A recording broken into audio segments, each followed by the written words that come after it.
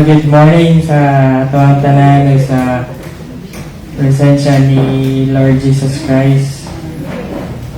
Before ta magsugod kay mag-pray sa ta. At really, ikaw mag-pray na eh.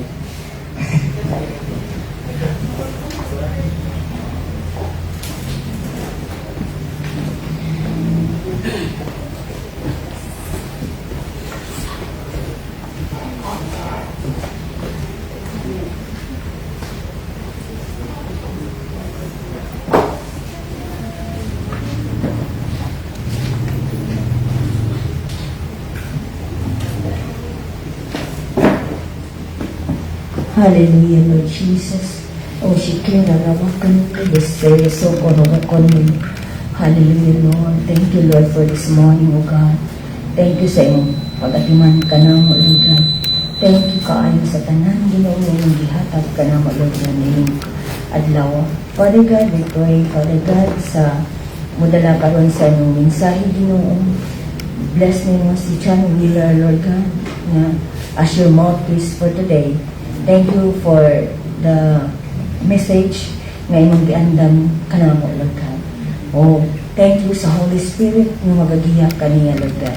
Nguman kanamo, Lord God, nga mabless ang tanan, nguman sa online viewers, O God, kung sa imong mensahe nining kabuntagon. Dalaygon ka, O Diyos, amo kang pasalamatan, pasidunggan sa tanang higayon. In the name of Jesus we pray. Amen.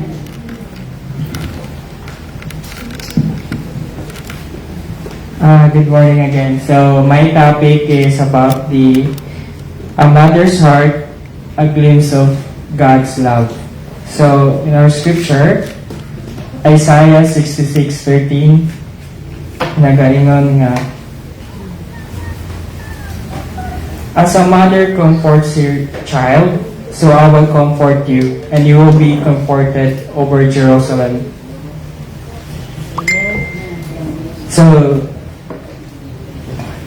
today we gather here not just to worship our great God, but also to celebrate the life of our mother, grandmother, spiritual mother, o kanang mga nagpakamama sa ato. And sa ilang, I just want to say thank you sa ilang sacrifice sa tuwang life, sa ilang love, sa ilang kind. And we thank God for you. Happy Mother's Day. And so, the Bible is full of stories about women who played powerful roles in shaping history.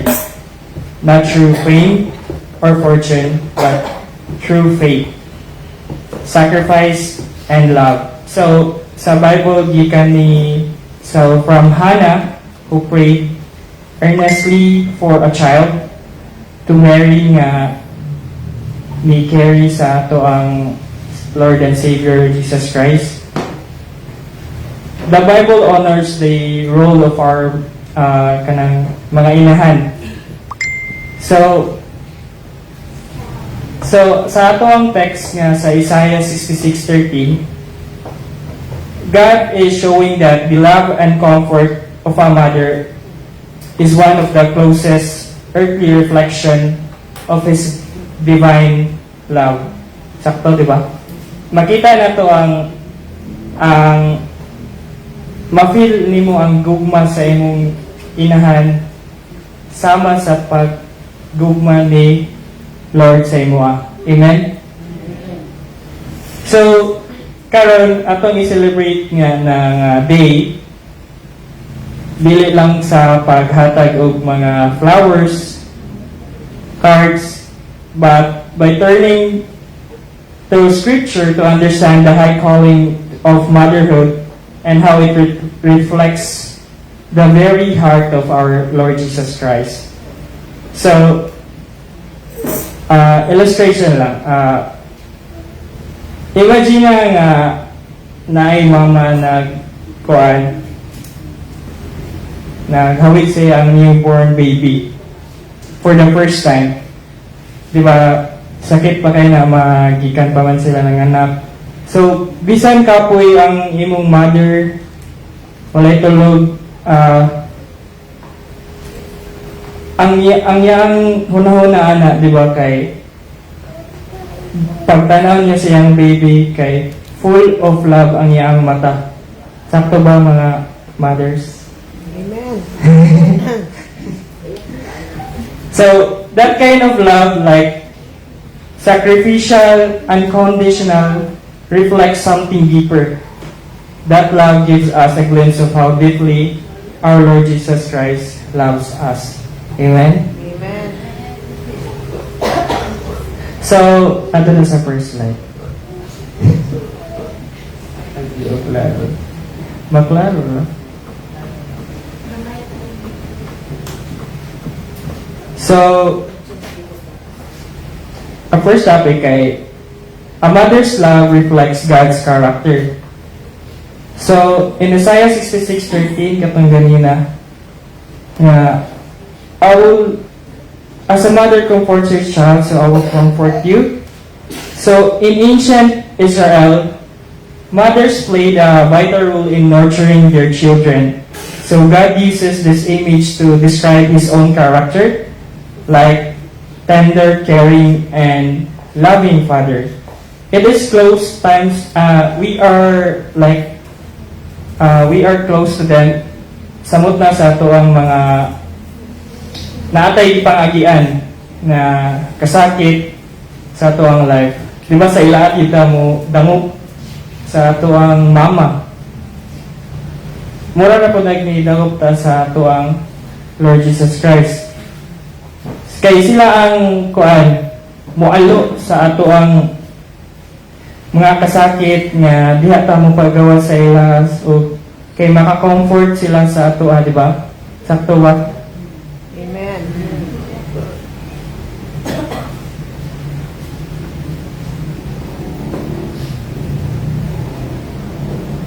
So, ang atong mga mother, bisan di naamagit na sila yung mga tired moments, di ba?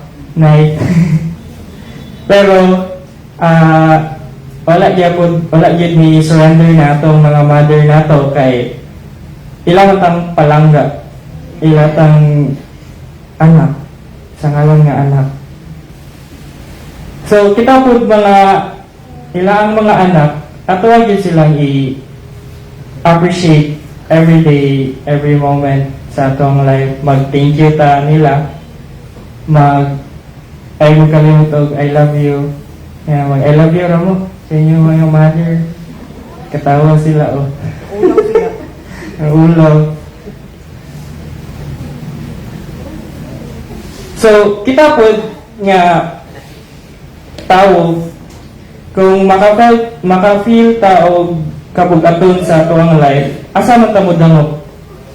Diba sa ato ang Lord Jesus Christ? So, sama ra na siya sa pag-comfort sa imong mother, ang gihatag nga comfort sa ni Lord sa imo. Amen? Amen. So, slide 2. Bubo ra ba niya akong topic? Pero, sige lang.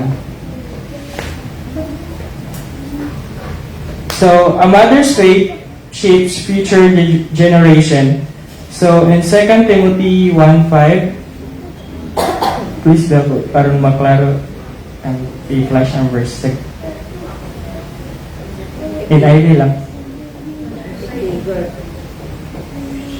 CEO. Say na. Sige, LT.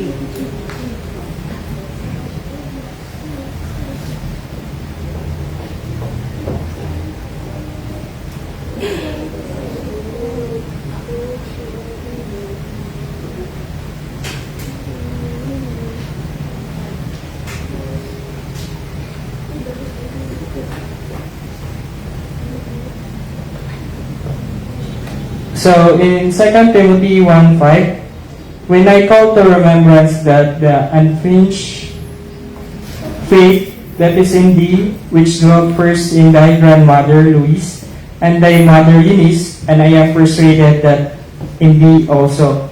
So, kanina verse kay Paul reminds Timothy that his strong faith didn't just appear, but it was passed down from his grandmother to his mother.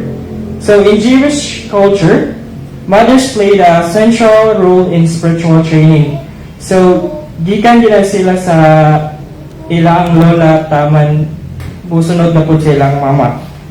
So base na kay naamang yun kay mga grandmother, di ba? Nga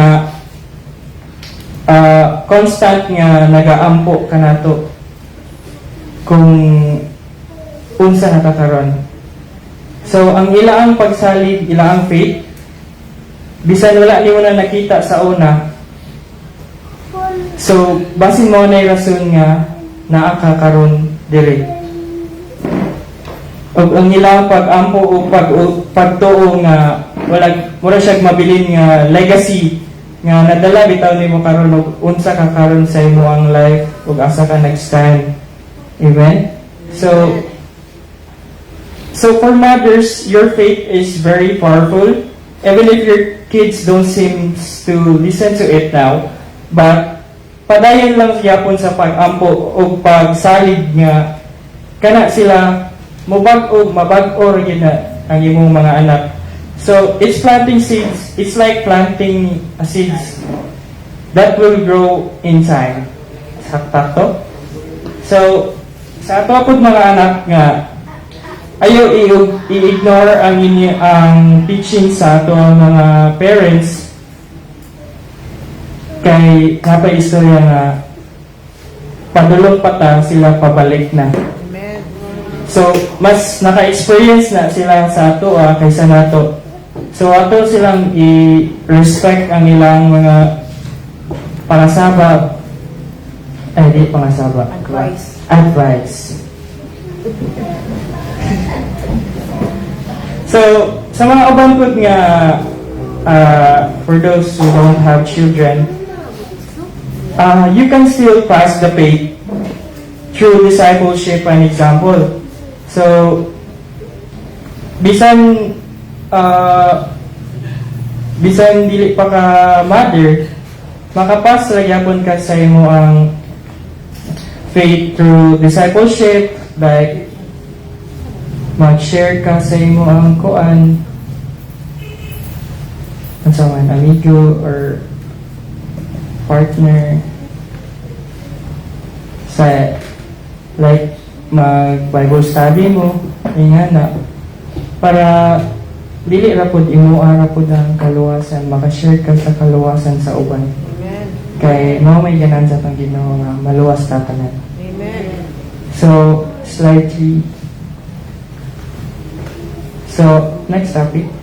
A mother's sacrifice reflects Christ's heart. So, in John 15:13, greater love has no one than this, to lay down one's life for one's friend.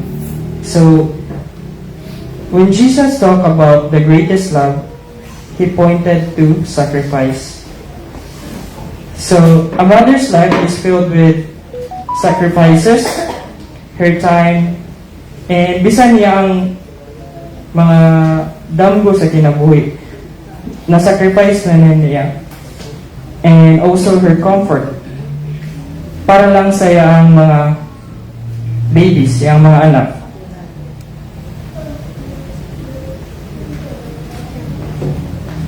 Sama sa gibuhat ni Lord Jesus Christ sa tuwa, napakalansyang siya sa krus para kitang tanan maluwas. Di ba? Amen.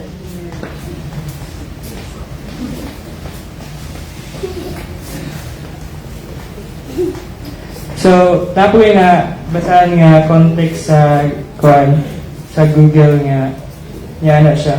A mother's once said, I give up my dream for you, but not in bitterness, but with joy. So, kana nga context kay that reflects the heart of Jesus who gave everything for us. Maong dili sa yun, pero tinud-anay nga gugma. Di ba? Amen. So, pagpanganak pa lang sa una, abin niya sayon na magawas mo sa kuan. napayupan nga ECS sakit yun. So for all the mothers, your sacrifices matters to us, and bisan makaingon mga wala may nakabantay, ang Ginoo nakakita kaniya sa inyong mga sacrifice. And also for us, let's love like Christ, giving generously even when it costs us.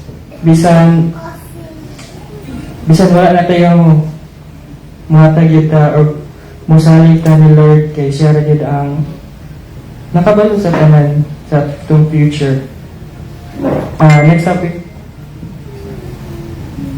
A mother's prayer has power. So in 1 Samuel 1:27 to 28, I prayed for this child, and the Lord has granted me what I asked for him. So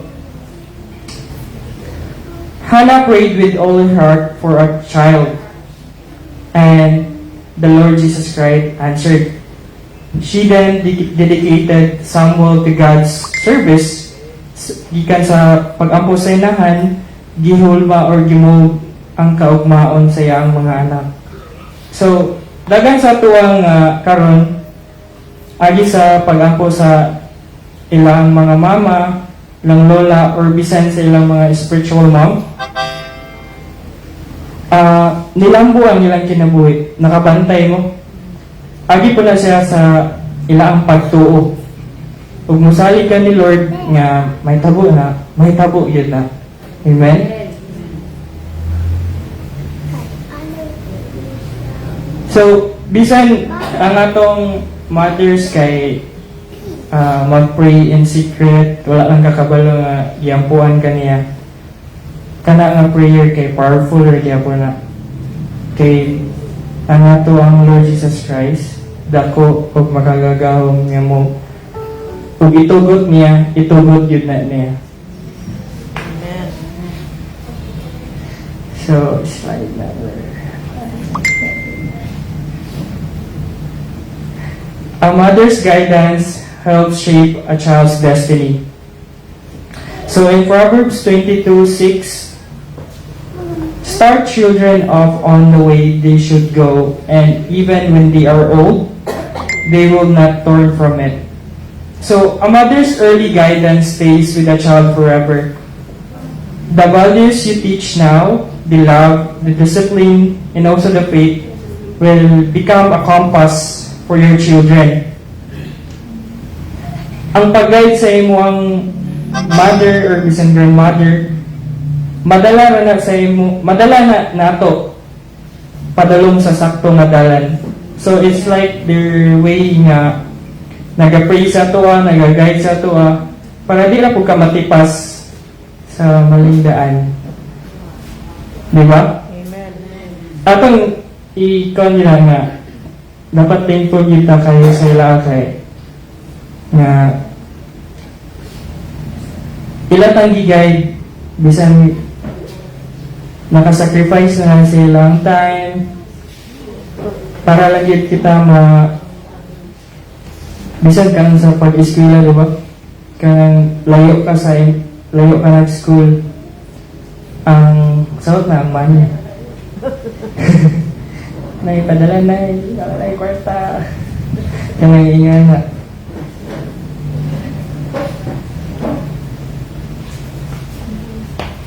So, isa po dala ka ng kay kanang ang isa pag-guide sa tuwang parents or mother kay makabalota mo respect sa other people, samot na sa itong mga elders nga na may uban, di ba, nga grabe kay mga mouth, like musupol gid sila sa ilang mga parents, sabi na sa mother, anya sensitive diya kaya na ang heart sa tong mother kay sila biga yung panganak sa tuwa anya naon ninyo, di ba? So dili ta magingana, dapat ato po silang i-respect ug i-love kay grabe sila og love sa tuwa. So last time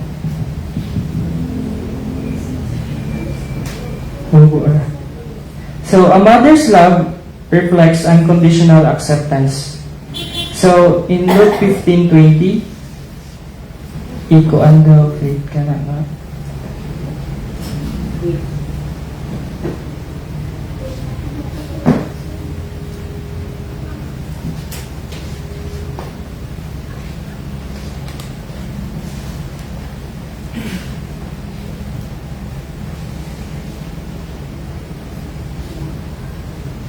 So in Luke 15:20, and he arose and came to his father, but when he was yet a great way off, his father saw him and had compassion, and ran and fell on his neck and kissed him. So this verse talks about a father, but the love shown is something we often see in mothers, like compassion, forgiving, and ready to embrace even when the child has failed. Ang ilang gugma sa ato kay walay sukod ug ilang kaluoy ug ang pagdawat. Bisan unsa nata ka makasasala sa ilang usa nga kabuyagon kay ila as anak ila ra gid kang madawat. Mga utag, sorry po. If nakasala tag, nakabuhat tag di mo. Mura na siya, ato na siyang ikuan sa tuwang Lord nga, bisan unsa nga yung nabuhat sa kalibutan nga, dili mo. Basta mo damop lang yun ka, mutuo ka ni Lord. Yan yung kang dawaton as anak lagi hapon. Ingana ang gugma sa tuwang mother, pareha sa tuwang Ginoo.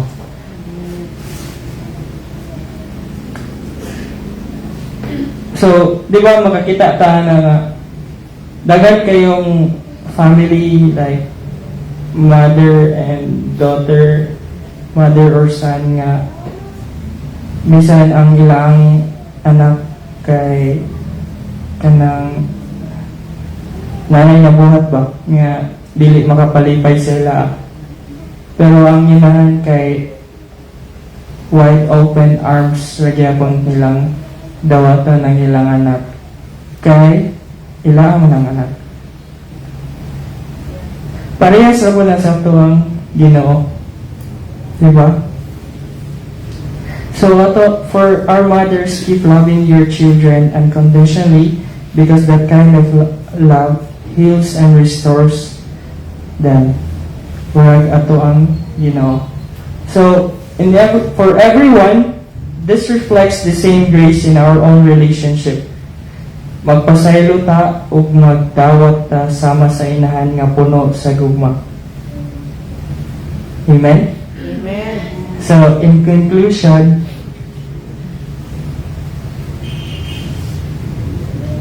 our mother shows us patience, prayer, strength, and unconditional love. So in them, makita nato ang kasing-kasing sa ato ang Lord Jesus Christ. Whether you are a mother or were raised by one or blessed by a spiritual mother, this message is for you. So ato ang i-honor ang ato ang manang mothers, not just with words, but with our lives. And let us remember, the love of a mother is a reflection of our Lord Jesus Christ. Amen. So, let us pray. Father God, thank you for this day, Lord, nga sa word nga mo ang giikuan sa ako. Father God, nga ikaw siya nag-aon na, Lord. Not, Lord, nga nag-bless ang tanan namin now, Lord. Ikaw pagit maghatag more knowledge pagit, Father God, sa mga malinaw, Father God. And that's all we ask. In Jesus' name we pray. Amen. Amen. So,